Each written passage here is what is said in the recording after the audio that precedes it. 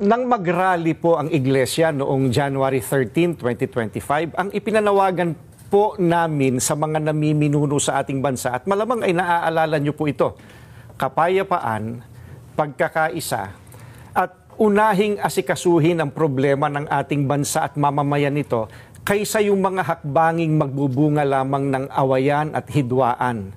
Dahil alam naman ng marami po na ang mga ito pawang pamumulitika lamang.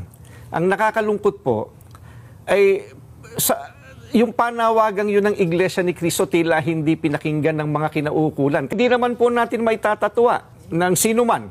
Matindi ang pagkakabahabahagi ngayon ng mga nasa gobyerno hanggang sa ating mga mamamayan.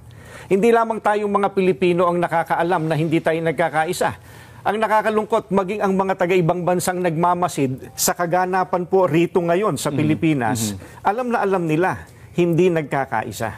Para po sa mga kababayan po natin, ang posisyon po ng Iglesia ni Cristo ay ito. Kung ano ang tama at kung ano ang nasa mga batas natin, yun sana ang dapat pairalin. Huwag po itong pilipitin para umayon sa nais ng sinuman.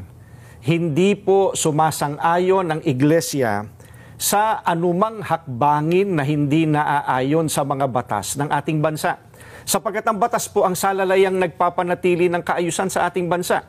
Kapag ang batas ay binaliwala, ay nagbubunga ito ng kaguluhan, hidwaan at kawalang hustisya. Alam niyo po iyan.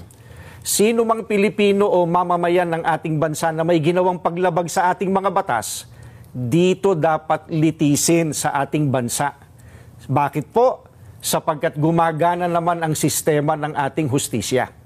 Hindi po natin sinasabing wag litisin ang dating Pangulo sa mga iniaakusa laban sa kanya.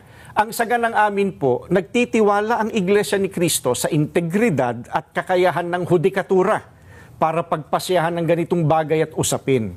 Ang mga hukom natin ay may kakayahan po na gampanan ang kanilang tungkulin, na ipataw ang tamang hustisya at pairali ng katarungan sa lahat ng sandali.